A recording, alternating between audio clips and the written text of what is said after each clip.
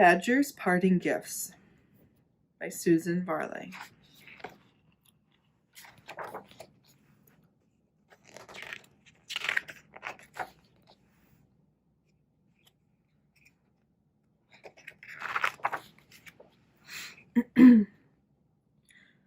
Badger was dependable, reliable, and always ready to help when help was needed. He was also very old, and he knew almost everything.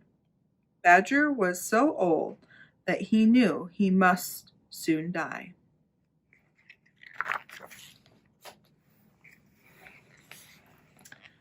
Badger wasn't afraid of death. Dying meant only that he would leave his body behind, and as his body didn't work as well as it had in days gone by, Badger wasn't too concerned about that. His only worry was how his friends would feel when he was gone.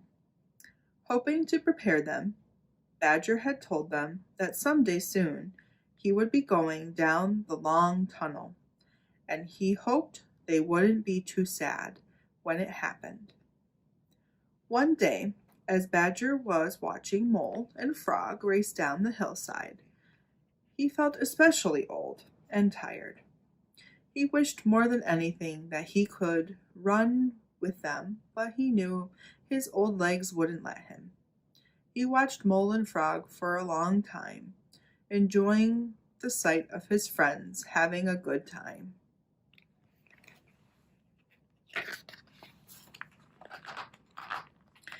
It was late when he arrived home. He wished the moon good night and closed the curtains on the cold world outside. He made his way slowly down to the warm fire that was waiting for him deep underground, had his supper, and then sat down at his desk to write a letter. When he had finished, he settled down in his rocking chair near the fire. He gently rocked himself to and fro and soon was fast asleep, having a strange yet wonderful dream like none he'd ever had before.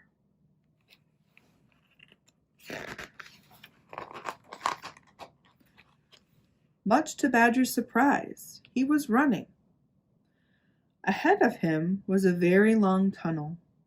His legs felt strong and sure as he ran toward it.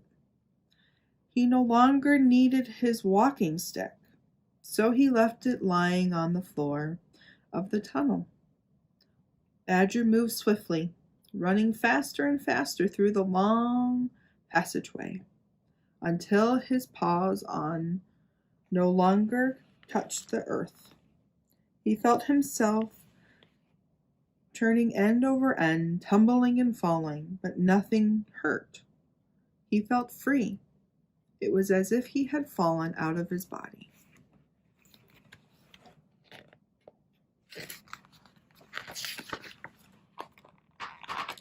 The following day, Badger's friends gathered anxiously outside Badger's door. They were worried because he hadn't come out to say good morning, as he always did. Fox broke the sad news that Badger was dead and read Badger's note to them. It said simply, "Gone down the long tunnel. Bye-bye, Badger." All the animals had loved Badger, and everyone was very sad. Mole especially felt lost, alone, and desperately unhappy.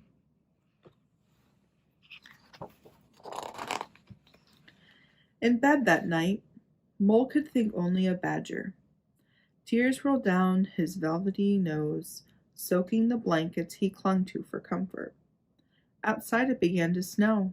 Winter had begun, and soon a thick layer of snow hid the animals' homes, where they would stay snug and warm during the cold months.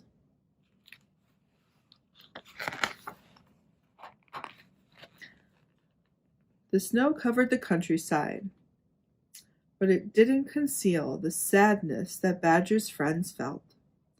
Badger had always been there when anyone needed him.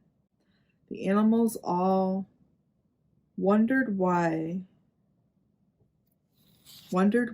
they would do now that he was gone. Badger had told them not to be unhappy, but it was hard to not be. As spring drew near, the animals often visited each other and talked about the days when Badger was alive.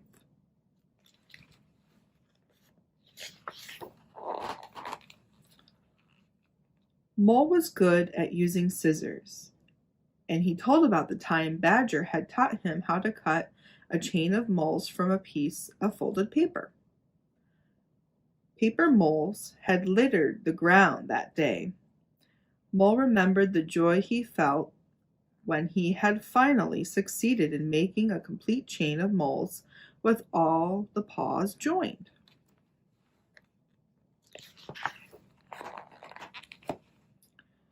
Frog was an excellent skater. He recalled how Badger had helped him take his first slippery steps on the ice.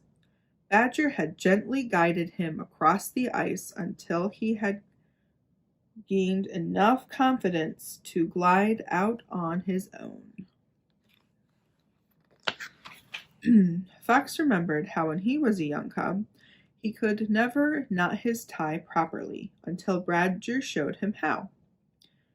Starting with the wide end of the tie, it's right over left, once around, to the back, up, then down, through the crossover, and holding the back of the tie, push the knot up to the neck. Fox could now tie every knot ever invented, and some he'd made up himself. And of course, his own necktie was always perfectly knotted.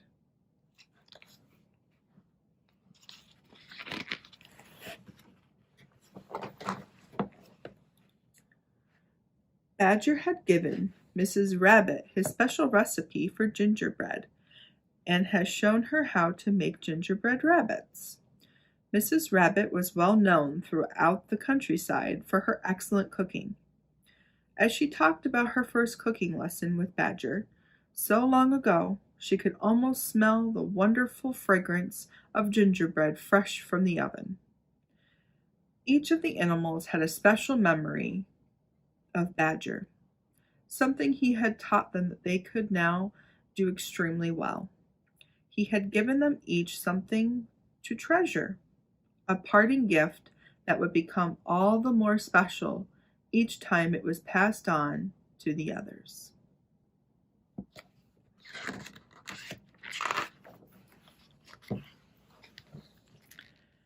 As the last of the snow melted, so did the animals' sadness.